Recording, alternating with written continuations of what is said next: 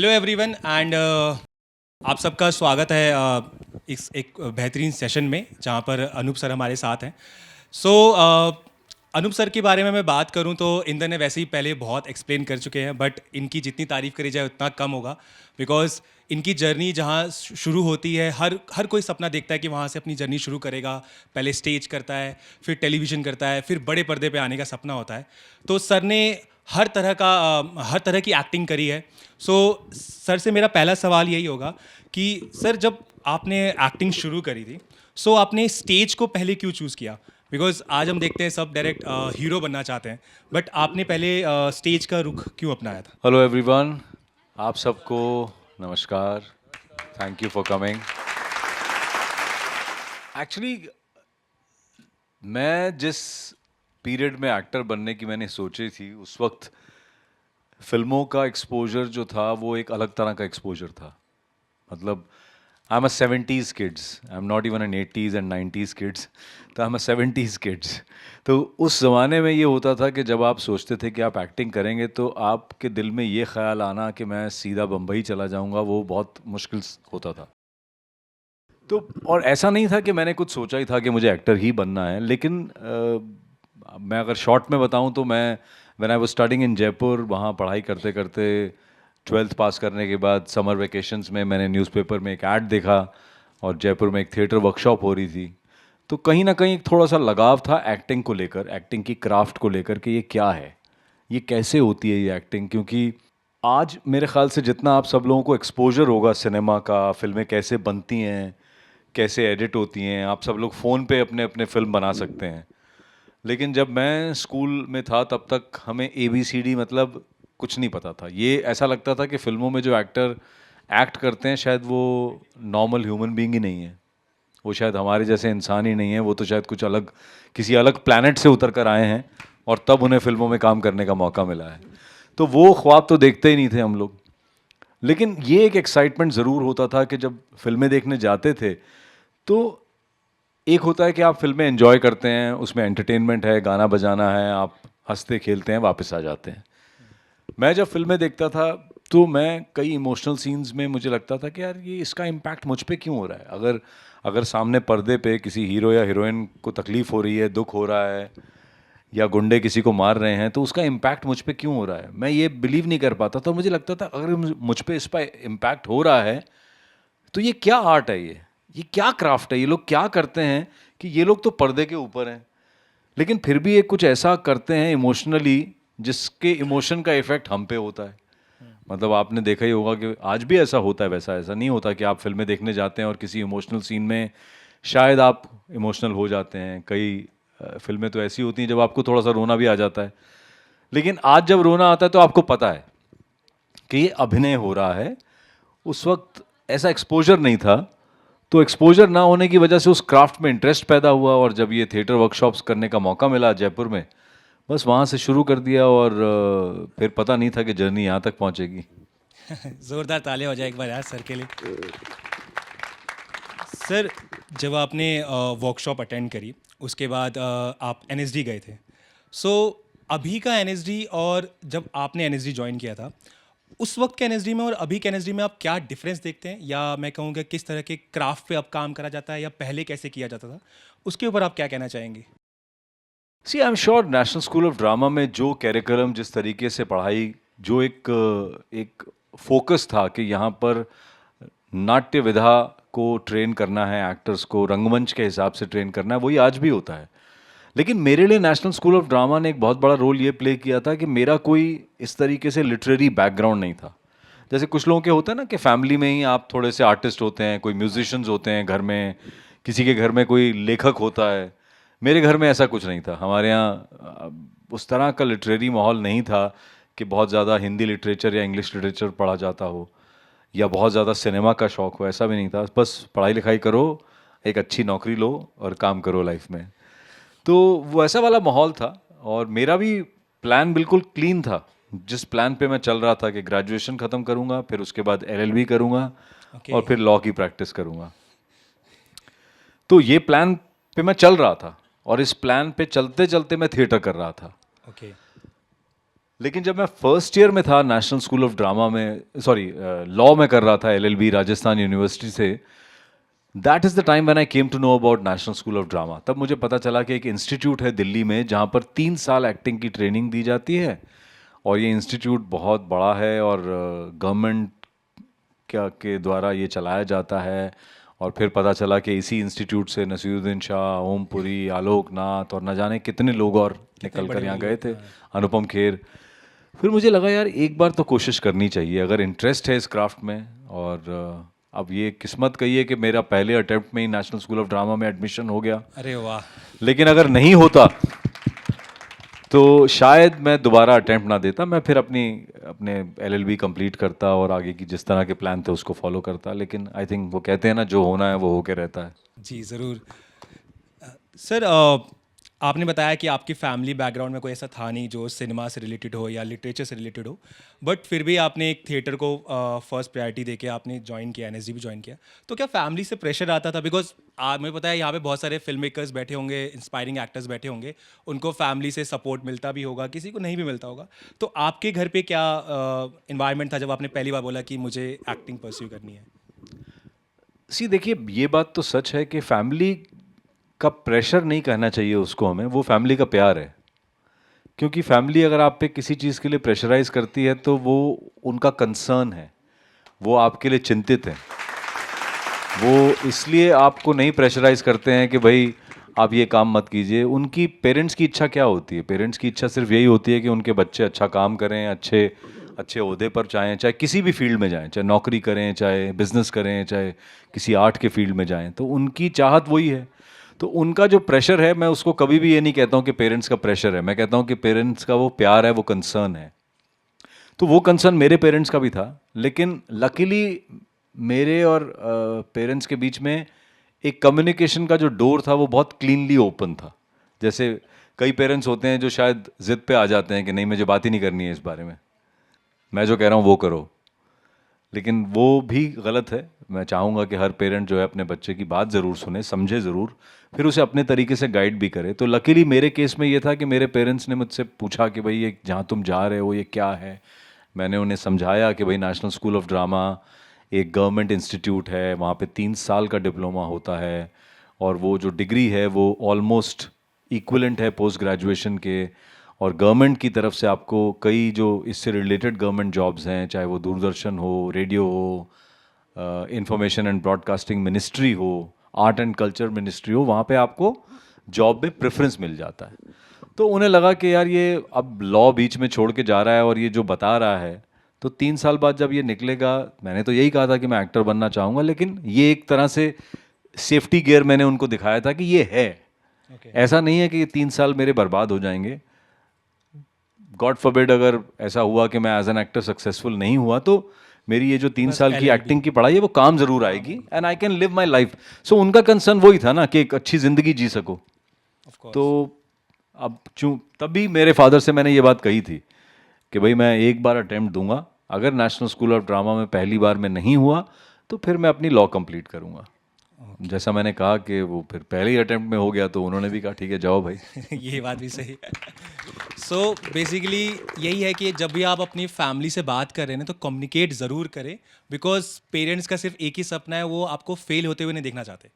I think उनका ये concern होता है। आई थिंक सर की तरफ से उनका बहुत कम्युनिकेशन बहुत अच्छा था फैमिली की तरफ से, तो उनको सपोर्ट हुआ। आप लोग भी बिल्कुल प्लीज़ कम्युनिकेट कीजिएगा अपने पेरेंट्स के साथ, सो दैट आपको भी सपोर्ट मिलता रहे। सर, जब आपने अपना करियर आगे स्टेज से आगे बढ़ाया तो आपने टेलीविज़न किया। मेरा क्वेश्चन ये था कि जो सोशल रिस्पॉन्सिबिलिटी होती है एक एक्टर की, हमेशा जब भी वो कोई सीरीज़ करता है या कोई भी किस तरह का भी एक्ट करता है, हमेशा एक रिस्पॉन्सिबिलिटी होती है टुवर्ड ऑडियंस कि वो क्या दिखा रहा है, किस तरह से पोर्ट्रे कर रहा है। बिकॉज आपने एलएलबी भी करा था, फिर आपको क्राइम पेट्रोल करने का मौका मिला। सो आप किस तरह से देखते हैं इस आर्टिस्ट की रिस्पॉन्सिबिलिटी को, कि जब वो कोई शो कर रहा है उसकी क्या रिस्पॉन्सिबिलिटी है टुवर्ड्स ऑडियंस, और सोशल रिस्पॉन्सिबिलिटी उसकी क्या बनती है? एक तो मैं आपको एक बड़ी इंटरेस्टिंग बात बताता हूँ। ये जो भी यहाँ ऑडियंस में जितने भी लोग बैठे हैं जो फिल्म मेकर बनना चाहते हैं या एक्टर बनना चाहते हैं, मैं उनको ये ज़रूर बताना चाहता हूँ कि I did Balika Vadhu in 2008 and I did crime petrol इन 2010। लेकिन 2008 से पहले मैं ऑलरेडी 12 साल बम्बई में गुजार चुका था। तो आपको शायद ये सिर्फ 2 शो याद होंगे, लेकिन उन 2 शो की शुरुआत से पहले यहाँ ये देखिए, ये अच्छी बात है सी हॉक्स। तो मेरे कहने का मतलब, जब हम किसी भी एक्टर की जर्नी देखते हैं तो हम उसको उस नज़रिए से देखते हैं कि जो उसका प्रेजेंट काम सक्सेसफुल हुआ है, लेकिन उस सक्सेसफुल काम के पीछे ऐसा नहीं होता है कि एक रातों रात कुछ जादू हो गया। उसके पीछे जो 10, 12, 13 साल की जर्नी होती है, बम्बई में ऐसे आपको बहुत सारे एक्टर्स की कहानी सुनने को मिल जाएगी। तो जो बात देव ने पूछी है मैं उस पर भी आता हूँ, लेकिन उससे पहले, क्योंकि ये बहुत ज़रूरी बात है स्पेशली उन लोगों के लिए जो फिल्म इंडस्ट्री में आना चाहते हैं, कि अगर आप आना चाहते हैं तो सिर्फ ये सोचकर मत आइए कि रातों रात सब कुछ हो जाएगा। वक्त लगता है, पेशेंस रखना पड़ता है, अपने काम के प्रति तैयारी करनी पड़ती है, क्राफ्ट की तैयारी करनी पड़ती है, क्योंकि अगर आप अपने काम में अच्छे हैं तो आज नहीं तो कल मौका मिल ही जाएगा, ये बात तो तय है। लेकिन वो मौका मिलने के लिए कितना वक्त लगेगा, कितना टाइम लगेगा, उसकी कोई गारंटी नहीं है, कोई ज़रूरी नहीं है। मैं समझता था जिन एक्टर्स को कि यार ये तो अच्छे नहीं है, वो मुझसे ज़्यादा सक्सेसफुल है आज की डेट में और जिनको मैं समझता था ये मुझसे बहुत ज़्यादा अच्छे हैं, वो थोड़े बहुत पीछे हैं मुझसे अभी।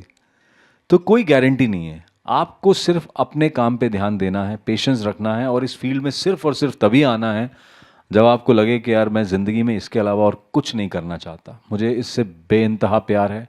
वो कहते हैं ना, जब आपका पैशन ही आपका प्रोफेशन बन जाए तो फिर आसान हो जाता है। तो आपका पैशन होना चाहिए, तब आप आए इस फील्ड में। अभी जो बात इन्होंने पूछी कि एक एक्टर की रिस्पॉन्सिबिलिटी की बात, सी देखिए, कई डिपेंड करता है एक्टर टू एक्टर। मेरी कोशिश ये रहती है कि मैं कोई भी काम करूं, मैं ये नहीं कहूँगा कि मैं कोई ऐसे रोल नहीं करता हूँ जहाँ मैं बुरा आदमी नहीं हूँ या मैं गलत इंसान नहीं हूँ, लेकिन मैं कोशिश करता हूँ कि मैं ऐसा काम ना करूँ कि जिसमें मैं गलत इंसान का रोल करूँ और फिर उस गलत इंसान को जस्टिफाई किया जाए कि उसने ये सही किया। क्योंकि मैं हमेशा ये मानता हूँ कि अगर आपको अच्छाई दिखानी है तो उसके लिए आपको बुराई दिखानी ही पड़ेगी, तभी आप ये बता पाएंगे कि भाई देखिए ये अच्छा है, और इवेंचुअली अगर आप अच्छा करेंगे तो अच्छा होगा, बुरा करेंगे तो उसका अंत ये होगा। तो वो जो जस्टिफिकेशन होता है ना, वो नहीं होना चाहिए। लेकिन हाँ, अगर एक आप बुरे इंसान का रोल करते हैं तो आप ज़रूर उस रोल को उतनी ही तबीयत से, उतनी ही मेहनत से, उतनी ऑनेस्टी के साथ निभाएंगे। बट चूज़ करते वक्त ये थोड़ा ध्यान रखता हूँ कि यार इसका कोई गलत इम्पैक्ट तो नहीं होगा ना। सर आजकल जो ज़माना है वो सोशल मीडिया का बहुत ज़्यादा है, आप भी यूज़ करते होंगे, आप देखते होंगे मीम्स वीम्स आते रहते हैं। सो आपका कोई फेवरेट मीम है जो आप पे ही बना हो या क्राइम पेट्रोल किसी सीरीज से बना हो, आपने देखा हो, आपको बहुत हंसी आई हो कि भाई मैंने किया किसी और तरीके से था बट रील में ये किसी और तरीके से दिखाया जा रहा है? तो आई थिंक क्राइम पेट्रोल पे बहुत सारे इंटरेस्टिंग हैं, लेकिन दो, एक तो है जो हर साल रिपीट होता है 14 फरवरी को। अच्छा। वो 14 फरवरी को हर साल रिलीज़ हो जाता है, और उसमें मेरे फ़ोटो के साथ कैप्शन आता है कि सभी माँ बाप को सतर्क और सावधान किया जाता है कि कल 14 फरवरी को कोई एक्स्ट्रा क्लासेस नहीं है। तो वो एक मीम है जो हर साल होता है। फिर उसके अलावा कुछ और फनी थे जो इंटरेस्टिंग भी थे, जैसे आपने देखा होगा क्राइम पेट्रोल में मैं जब मैं नरेशन करता हूँ तो मैं वॉक करते करते नरेशन करता हूँ। पैरोडी भी बनती है कई बार। हाँ, उसकी पैरोडीज तो बहुत बनी हैं, लेकिन किसी ने एक स्टैटिक मीम डाला था मेरे उस फोटो के साथ कैप्शन के, अनूप सोनी जो है वो क्राइम पेट्रोल में पर किलोमीटर चार्ज करते हैं। तो ऐसे कुछ इंटरेस्टिंग है, तो ये मज़ा आता है क्योंकि इसमें भी दिमाग लड़ता है इंटरेस्टिंग चीज़ें बनाने में। नहीं, ऑफ कोर्स, क्योंकि आजकल जो ज़माना है वो सोशल मीडिया के हो गया है, आप कुछ भी करो आपको सोशल मीडिया पे दिख जाता है, पता नहीं लोग कैसे कैप्चर कर लेते हैं। सो इससे रिलेटेड एक क्वेश्चन है मेरा कि जो मैं बहुत फील करता हूँ कि ना, जब भी कोई स्पेशल मोमेंट होता है हमारी लाइफ में या फिर हम कहीं जाते हैं, हम कोई अच्छा मॉन्यूमेंट भी देखते हैं, तो हम सबसे पहले ना फ़ोन निकाल लेते हैं, ठीक है। उसको, उस मोमेंट को एंजॉय करने से पहले हम सोचते हैं नहीं इसको पहले कैप्चर कर लेते हैं, और उस कैप्चर करने के चक्कर में हम वो एंजॉय भी नहीं कर पाते, और बाद में हम सबको दिखाते हैं हम यहाँ गए थे, बट रियलिटी में आपने अंदर वो फील किया ही नहीं था। सो आप कैसे देखते हैं इस चीज़ को, नए जनरेशन को जब ये ऐसे करते हैं, या आप कुछ नहीं, कहना नहीं चाहें? क्या यार, हम भी ऐसा कर देते हैं कई बार। ऐसा नहीं है कि सिर्फ नई जनरेशन है, हमसे भी ये गलतियाँ होती रहती हैं। लेकिन हाँ, ये चेंज ज़रूर आया है, लेकिन उसके लिए वही है कि कॉन्शियस डिसीजन लेना पड़ेगा कि अच्छा मैं ताजमहल देखने आया हूँ तो चलो अगर इतनी ही ज़्यादा एक्साइटमेंट है फ़ोटो खींचने की और वीडियो बनाने की तो वो जल्दी से कर लो और फिर उसके बाद थोड़ा वक्त वहाँ और बिताओ और उस जगह को एंजॉय ज़रूर करो। जैसे आपने कहा कि बहुत अच्छी बात है कि जब हम वापस आते हैं तो हमें मुड़ के सिर्फ फ़ोटो ही देखकर हम याद कर पाते हैं, हमें उसका कोई फील नहीं रहता कि यार मैं वहाँ गया था, वहाँ मैं मान लीजिए मैं किसी खूबसूरत पहाड़ पे गया था, तो मैं क्या वहाँ बैठा थोड़ी देर, did I enjoy the silence, did I enjoy कि आसपास कितना खूबसूरत है। वो जो जिससे हम अपने पहले कहते थे ना, पहले जब मोबाइल फ़ोन्स में कैमरा नहीं था तो लोग अपने मन में उसको बसा के लेके आते थे, अब वो कैमरा में बसा के लेके आते हैं। बट देन इट्स ओके, ये वक्त के साथ चीज़ें बदलती हैं और वो तो होता है। बट मेरा एक मंत्रा है लाइफ का जिसको मैं अपनी ज़िंदगी में भी कोशिश करता हूँ कि मैं अ, हर जगह उसको इम्प्लीमेंट करूँ।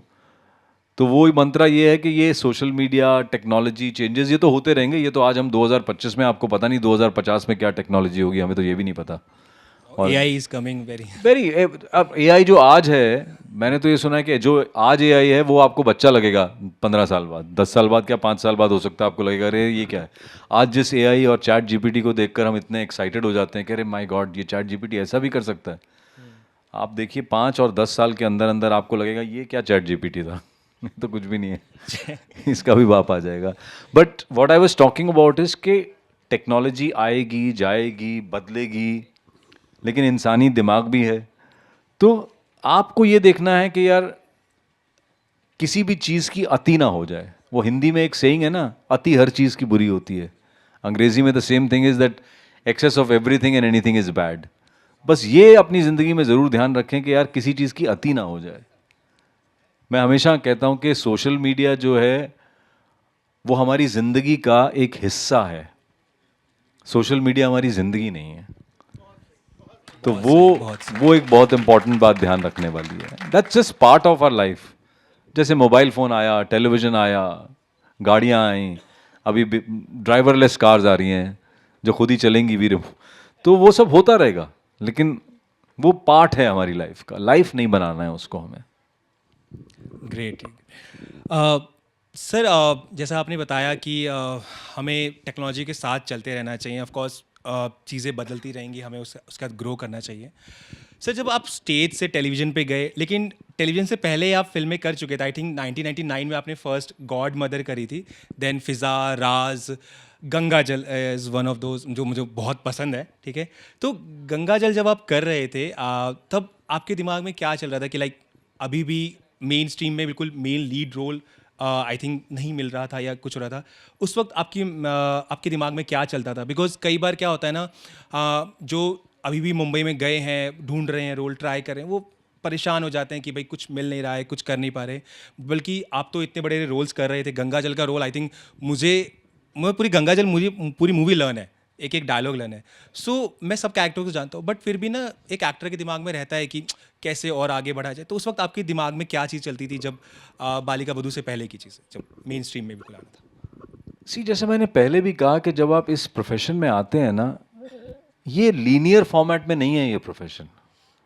मतलब लीनियर फॉर्मेट से मेरा मतलब है जब आप मान लीजिए आप एमबीए करते हैं, आप ग्रेजुएशन करते हैं, ग्रेजुएशन करने के बाद एमबीए करते हैं।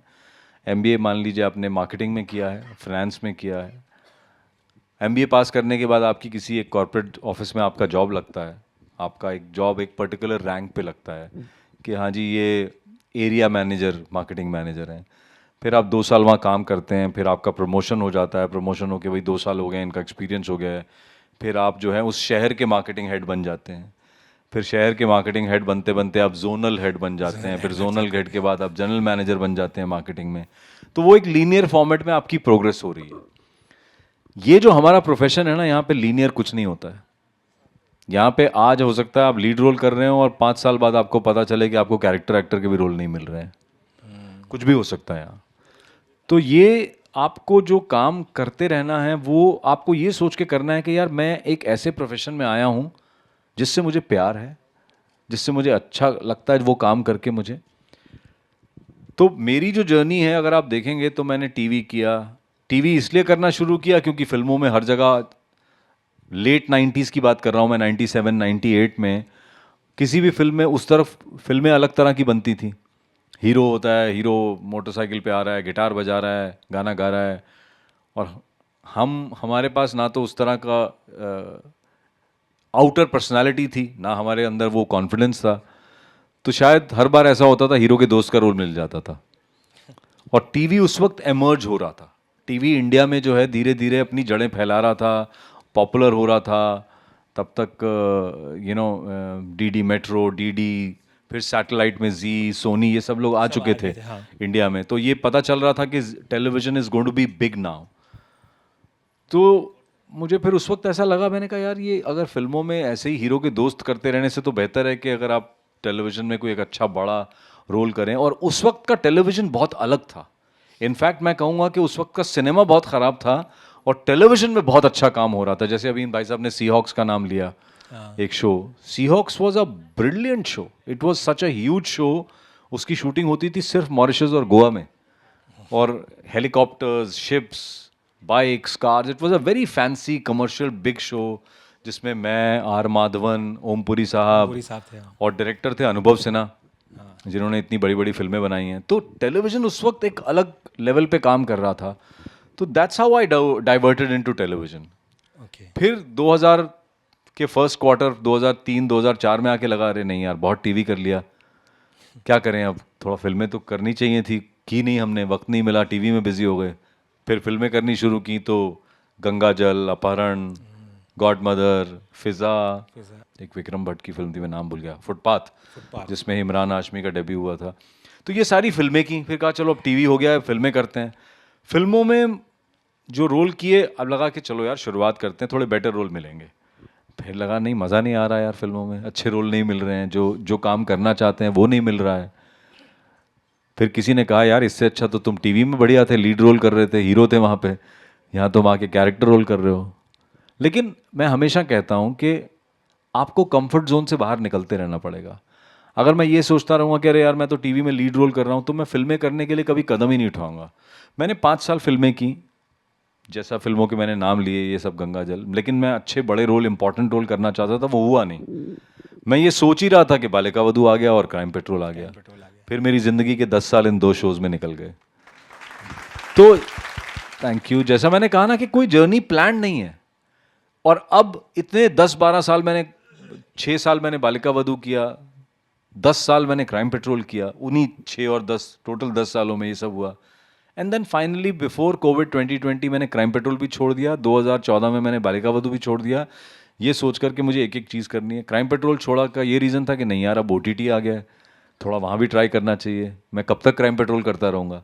और मैं प्राइमरली एक एक्टर हूँ, क्राइम पेट्रोल में मैं एक एंकर हूँ, तो मुझे लगा यार मैं एक्टिंग तो कर ही नहीं रहा हूँ जो मैं करना चाहता हूँ। Then 2020 I quit crime patrol, और 20 से लेकर आज 25 आ गया है।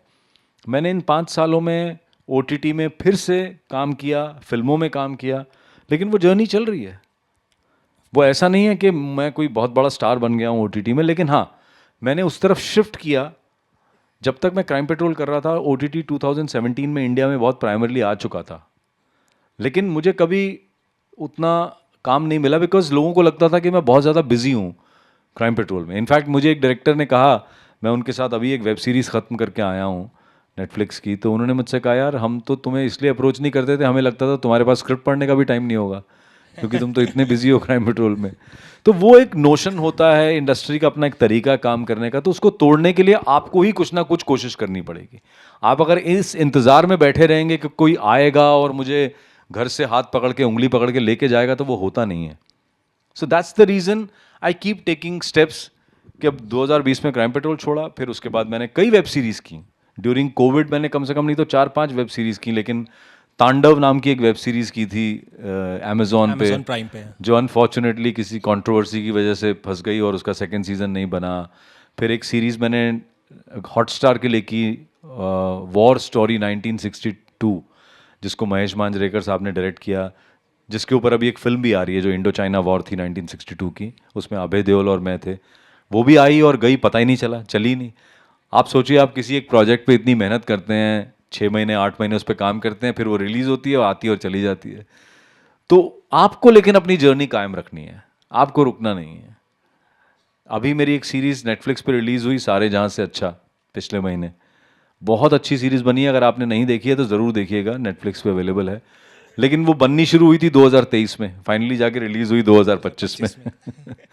तो that's what I am saying कि इट्स अ प्रोसेस, ये प्रोसेस आपको करते रहना पड़ेगा, इसमें उतार चढ़ाव आएंगे जाएंगे, आपको लगेगा यार मैं क्या कर रहा हूँ, मुझे मेरी लाइफ में कुछ हो नहीं रहा, लेकिन यार और कोई रास्ता नहीं है आपके पास, आपको ये समंदर है, आपको लगेगा अरे मैं तो डूब रहा हूँ, कभी ऊपर आ रहा हूँ मैं डूब रहा हूँ, लेकिन हाथ पैर चलाते रहने पड़ेंगे। जोरदार तालियां हो जाए। सर आई थिंक बहुत सीरियस होते जा रहा था मामला, तो मैं सोच रहा हूँ एक ऐसा इंसिडेंट आप बता दें, क्योंकि गंगा जल मुझे बहुत फेवरेट है और मुझे लगता है कि गंगा जल की स्क्रिप्टिंग कितनी हुई होगी पता नहीं, लोगों ने कुछ ऑन स्पॉट भी डायलॉग्स बोले होंगे। तो आपका कोई इंसिडेंट गंगा जल का जो आपको लगा हो कि यार ये तो प्लान ही नहीं हुआ था, लेकिन जो हुआ ये बहुत अच्छा हो गया, और प्रकाश झा जी ने ओके भी बोल दिया उसके लिए। गंगा जल में एक सीन था जिसके अंदर वो अगर आपने देखा हो गंगा जल, जिन लोगों को याद होगी, वो जेल के अंदर मैं कुछ लोगों को जाकर मारता हूँ और बाहर मेरे बाकी के जो कॉप्स हैं, क्योंकि हमें ये पता चला है कि हमने कुछ कैदियों के उसमें वो जो जिस पे वो बेस था वो एसिड डाल देते हैं ना, वो भागलपुर कांड पे के आसपास उस तरह से इंस्पायर्ड स्टोरी थी वो। तो हमें पता चलता है कि यार ये हमारा जो बॉस है अजय देवगन, उसको पता चलने वाला है ये, तो जितने कैदी हैं उनको जाके मारता पीटता है, अंदर जाके कोई जबान नहीं खोलेगा, किसी का मुंह नहीं खुलना चाहिए, अगर किसी ने बोला ना तो वो सीन पूरा इम्प्रोवाइज था, वो एक खाका था और अच्छा और हैंडल्ड कैमरा पे था, क्योंकि जेल का बैरक जो था वो कुछ ऐसा ही 10 बाय 15 का था, छोटा सा, जहाँ हम शूट कर रहे थे। वाई नाम की एक जगह है महाराष्ट्र में, पंचगनी से थोड़ा पहले। तो प्रकाश जी ने कहा कि यार ये कैमरा हैंडल्ड रहेगा, और वो जो होता है ना स्टडी कैम जिसको कहते हैं, तो वो आदमी जो कैमरामैन है वो स्टडी कैम पे घूमते रहेंगे, तुम देख लो तुम्हें कहाँ जाना है, जहाँ तुम जाओगे कैमरा वहाँ चलता रहेगा तुम्हारे साथ। तो बस उन्होंने छोड़ दिया खुले में, और जो 2-4 लाइनें थी वो 2-4 की हमने 6-8 बना दी फिर। तो वो सीन पूरा इम्प्रोवाइज होके वैसे शूट हो गया। एक बार परेश रावल जी ने बोला था कि जो कैरेक्टर आर्टिस्ट होते हैं जैसे से वो एक्टिंग करते रहते हैं वो मेच्योर्ड एक्टर बनते हैं। सो आई थिंक वो आप में बहुत ज़्यादा दिखता है, कितना मेच्योरिटी बनी है आगे धीरे धीरे। गंगा जल से मैं कहूँगा, मैं गंगा जल में भी देखा था कि सर क्या करते हैं, क्योंकि मैं बहुत छोटा था, मैं फिर क्राइम पेट्रोल में देखा, मैं कहा सर कितने टाइम से करते आ रहे हो, और मेच्योरिटी दिखती है सर पूरी एक्टिंग स्किल्स में। मैं नेटफ्लिक्स से बात करूँ, जो आपकी सीरीज़ आई है और फिर जो अब जो आने वाली है, ऑफकोर्स हम सब जाके देखेंगे, जिन्होंने नहीं देखी है प्लीज़ आप लोग जाके ज़रूर देखिएगा। सर इस पूरी जर्नी में मैं कहूँ जो स्टेज से लेकर अभी तक ऐसा कौन सा मोमेंट है जो आपको लगता है कि ना ये किया ना यार, कुछ अचीव किया है लाइफ में, वो कौन सा मोमेंट है आपकी लाइफ का? लाइक वो कुछ भी हो सकता है, like is not about film only, कुछ और। यार ये बड़ा मुश्किल है इस बात का जवाब देना कि हाँ मैंने कुछ अचीव कर लिया, लेकिन अगर मुझे इस बात का जवाब देना, तो फिर मैं, अगर मुझे अपने आप को, दिल को खुश रखने के लिए सिर्फ ये कहना है कि हाँ मैंने लाइफ में क्या अचीव कर लिया, तो वो यही है कि आप एक सपना लेकर एक किसी ऐसे बिजनेस में आए थे जिससे आपका कोई लेना देना नहीं था, आपके पास कोई बेस नहीं था, आपके पास कोई सपोर्ट नहीं था, apart from just your training as an actor और पेरेंट्स का सपोर्ट कि हाँ ठीक है भाई जाओ। तो वो शायद एक सेंस ऑफ रिलीफ है कि आप एक अनजान शहर में गए थे और आप उस शहर में अपना थोड़ा बहुत नाम बना पाए, ऐसा नाम बना पाए कि आज आपने यहाँ यहाँ मेरठ में भी बुला लिया इतनी दूर। तो वो एक सेंस ऑफ रिलीफ होता है कि हाँ चलो काम कर रहे हैं, एक समाज में एक ठीक ठाक पहचान बना ली है अपनी। बहुत सारे फिल्म मेकर्स सर यहाँ पर आते हैं, फिल्म फेस्टिवल्स के पार्ट बनते हैं। सो आप किस तरह से फिल्म फेस्टिवल्स को देखते हैं इन बडिंग फिल्म मेकर्स के लिए, और जब ये आप लोगों को सुनते हैं कैसे इंस्पायर होते हैं? सो आप क्या देखते हैं फिल्म फेस्टिवल्स कैसे इनके लिए वर्क करता है, या किस तरह से इनको हेल्प करता है? आप क्या, आपका थॉट क्या है basically behind the film festival? See कोई भी प्लेटफॉर्म जो आपको मौका देता है अपनी आर्ट को प्रेजेंट करने का, लोगों तक पहुंचाने का, and congratulations to Jagran film festival, Dainik Jagran को बधाई इस बात के लिए कि इतने सालों से बहुत ही शिद्दत के साथ वो ये फेस्टिवल्स करते आ रहे हैं, और मैं देखता जा रहा हूँ कि हर साल ये फेस्टिवल बड़े से बड़ा होता जा रहा है। तो बधाई आपको और आपकी टीम को। लेकिन ये डेफिनेटली बहुत बड़ा अपॉर्चुनिटी होती है आपके लिए कि आप इस शहर में बैठे हैं, आप अपने शहर में हैं जहाँ अपॉर्चुनिटी नहीं है, वहाँ पे आप अपनी फिल्में प्रेजेंट कर पाते हैं। आपने जो बनाया और जैसा बनाया वो लोगों तक पहुँच तो पा रहा है। जो मैं पहले बात कर रहा था ना कि हाथ पैर चलाते रहने पड़ेंगे, वो यही है, काम करते रहो। मुझे याद है मैंने एक बार एक हॉलीवुड के एक्टर हैं रॉबर्ट डी नीरो। यस। तो हमारे यहाँ तो कल्चर था नहीं पहले ऑडिशन देने का, कास्टिंग डायरेक्टर्स का। मतलब मुझे याद है जब हम बॉम्बे गए थे तब कोई कास्टिंग डायरेक्टर्स वगैरह कुछ नहीं होते थे। आज तो कास्टिंग डायरेक्टर्स होते हैं लोग, एक प्रोसेस है, ऑडिशन होता है। पहले कुछ नहीं होता था। पहले बस ये होता था कि हाँ भाई आप डायरेक्टर के पीछे भागते रहते हैं, डायरेक्टर के असिस्टेंट के पीछे भागते रहिए, डायरेक्टर का असिस्टेंट आपको मिलेगा, वो देखेगा अच्छा हाँ भाई अच्छा थिएटर किया है, अच्छा हाँ क्या कर सकते हो, चलो चलो हाँ ये ठीक लग रहा है, चलो ये रोल में कास्ट हो गया। क्योंकि जो लीड हीरो हीरोइंस होते थे वो तो पहले से ही प्रोड्यूसर्स वगैरह कास्ट कर लेते थे। लेकिन अब जो पिछले कुछ सालों में एक प्रॉपर सिस्टम बना है कास्टिंग का, और कास्टिंग कंपनीज हैं, उनको कॉन्ट्रैक्ट दिया जाता है और वो अच्छे अच्छे एक्टर्स ढूंढ के भी लाते हैं। लेकिन कई बार बहुत सारे एक्टर्स के साथ ऐसा होता है, सी अब्रॉड में ये कल्चर बहुत कॉमन है कि वहाँ बड़े बड़े एस्टैब्लिश्ड एक्टर्स भी जो हैं ऑडिशन देते हैं, लेकिन वहाँ ना एक सिस्टम थोड़ा सा तमीज़दार तरीके से बना हुआ है। हमारे यहाँ कई बार मुझे लगता है कि वो अभी उसमें थोड़ा सा एक फिनीस आना बाकी है, मतलब एक उसकी पॉलिशिंग होनी बाकी है उस सिस्टम की। बन गया है, बहुत अच्छा है, और वो बड़े लेवल पर अच्छे अच्छे एक्टर्स को मौका भी दे रहा है वो पूरा जो सिस्टम बना है कास्टिंग का। तो कई बार क्या होता है जो कुछ एस्टैब्लिश्ड एक्टर्स होते हैं वो कतराते हैं, कह रहे यार इतना तो काम कर लिया, 10 साल से काम कर रहे हैं, 15 साल से काम कर रहे हैं, अब क्या ऑडिशन देने जाना पड़ेगा। तो हर एक्टर को होता है, लेकिन मैं हमेशा ये कहता हूँ कि भाई आपका काम पहुँचाने वाली बात है ना। जैसे अगर ये फेस्टिवल है, इस फेस्टिवल में न्यू फिल्म मेकर्स को अपनी फिल्में दिखाने का मौका मिलता है, उस फिल्म मेकर के जरिए उस फिल्मों में जिन्होंने एक्टर्स ने काम किया है उनका काम लोगों तक पहुंचता है।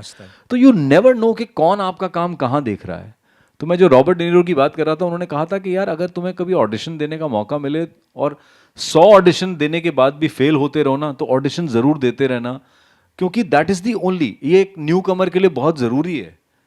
कई न्यू कमर्स ऐसे होते हैं जो शायद इस बात से थक जाते हैं, अरे यार मैं 100 ऑडिशंस दे चुका हूँ पिछले 2 सालों में या 5 सालों में या 10, 100, 1000 कितने, लेकिन मेरा कुछ काम ही नहीं बनता।